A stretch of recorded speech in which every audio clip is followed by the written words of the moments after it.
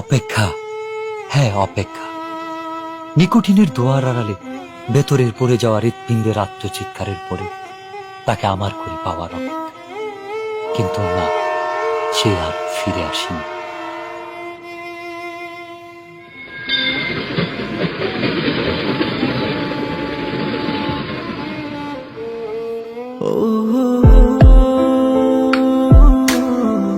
তবে এসেছিল এই পাহাড়ের পাদদেশে আজ থেকে অনেক বছর আগে, সন্তের জেগেরা সীমান্তবর্তী জেলা শেরপুরের প্রত্যন্ত একটি গ্রাম।